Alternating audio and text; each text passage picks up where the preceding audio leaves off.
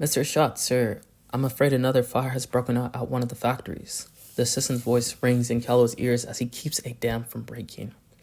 Shall I send the usual thoughts and prayers? The Absolute Universe is an imprint created by DC, an universe originating from Darkseid corrupting a universe with its influence when he was destroyed on Prime Earth. The imprint has been extremely successful in drawing in many readers, I number among its fans. However, often the discourse around the universe's origins are oversimplified. Darkseid created this world. He is God in this world. This is wrong. Actually, Darkseid's influence in this world more reflects the Christian perspective of sin and what the devil has done in the world we live in. In the Absolute Universe, the world, though influenced by Darkseid, is still not under his sovereign rule.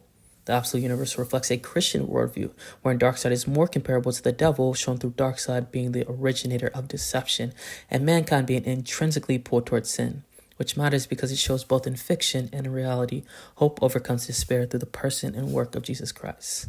The Absolute Universe's main premise of being skewed toward despair reflects the Christian notion of sin pervading creation.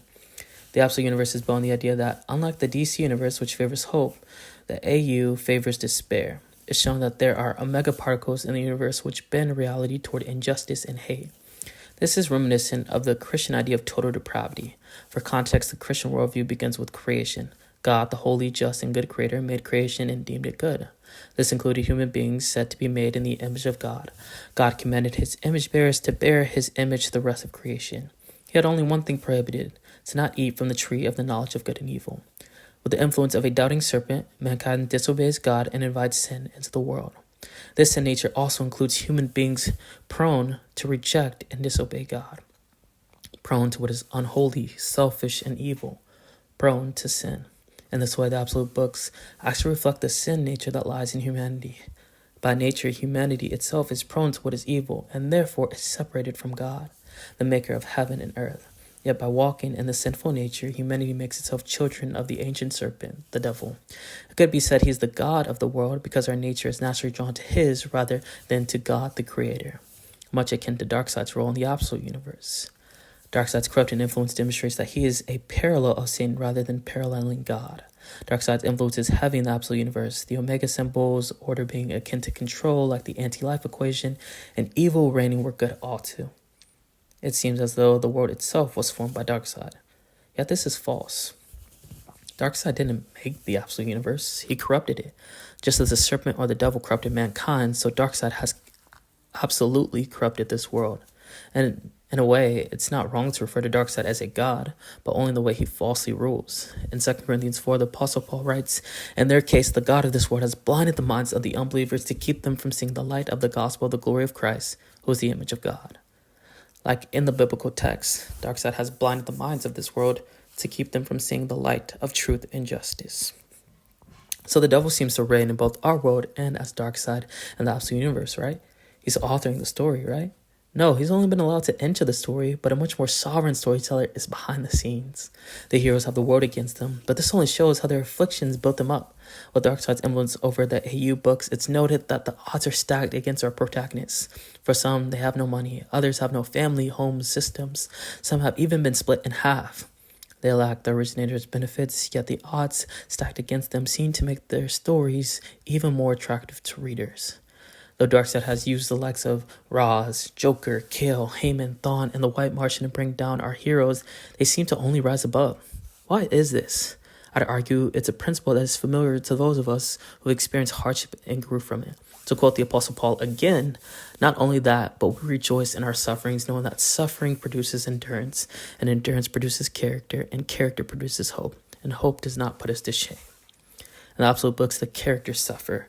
Batman loses his father, Superman loses his home planet, yet it's through their suffering that they learn to endure. Batman decides to become the protector Gotham needs. Superman chooses to not watch another planet be destroyed. Then they suffer again. Batman's friends are tortured, mutilated, and seemingly broken beyond repair.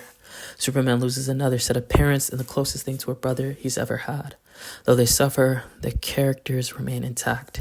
Batman challenges Joker's top enforcer. Superman refuses to become Ra's son, and in their choice to endure in the face of suffering, they inspire hope. Batman topples the mountain sin to break him. Superman reveals that those at the top of this broken world aren't so untouchable. Suffering produces endurance. Endurance produces proven character, and proven character produces hope, an eager expectation for the broken world to be made right. Side note, I primarily listed examples of Batman and Superman because they are the absolute books I'm following, but from what I've seen and heard, the other books also exemplify this pattern.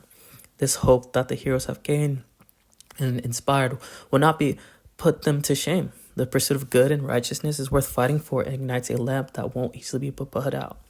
A lamp that God, the Creator, ignites in us. The devil may operate in ways to make our lives hell, but so long as we're alive, God works to bring his kingdom on earth. Suffering may grow us. It may lead to our proven character. It may even make us hope. But ultimately, that doesn't make the pain go away. In the fictional Absolute Universe, the suffering experienced by Cal, Bruce, and the others still came with loss, pain, and sorrow. One mountain has followed only to reveal another behind it. And that's in fiction. In reality, we experience or witness sufferings. Our bodies creak and groan. Our minds leave. Our bodies paralyze. We leave people and never get to say goodbye. We see might make right rather than might for right. We witness atrocities that make our blood boil and our hearts sink. If God's the author, our absolute story can't be absolute cinema, can it? But it is, and it's greater because of the stories of Kal-El of Krypton, Bruce Wayne, Diana of the Wild Isles, Wally West, Joe Mullins, or John Jones, the Martian have inspired you. How much greater the story of Jesus of Nazareth? Nearly 2,000 years ago, he stepped into the corrupted story. He lived a righteous life, showcasing supernatural love and indescribable mercy. He refused to bend to this corrupted world, yet he died a criminal's death. It seemed like the world, the flesh, and the devil authored his demise. Righteousness had fallen until he rose from the dead 3 days later. The devil thought himself the playwright, but he was only an actor. Risen and beside the true author's throne, Jesus invites us to join his never-ending battle for righteousness in a world of unrighteousness. And even when we're unfaithful, when we bend, when we fail to restrain ourselves, his mercy extends more and more. He doesn't cast us out for our failures. He calls us home. The tagline for DC's current initiative is All In, showing that now is the time to hop in on any of DC's books. So message I leave with you. Are you all in with the author of creation who invites us in through Jesus Christ? Or you stay all out with a corrupter as he masquerades as the author till the time when he is judged? God bless and happy reading. Thanks for listening.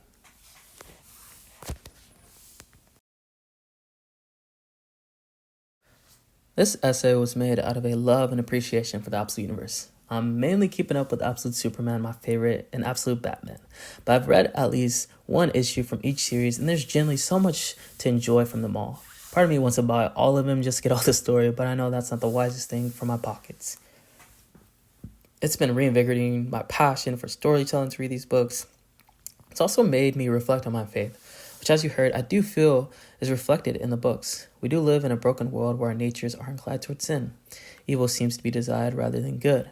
Yet I fully believe that we can be rescued by the power of the gospel of Jesus Christ, the God-man who overcame death so we can have life and his coming back.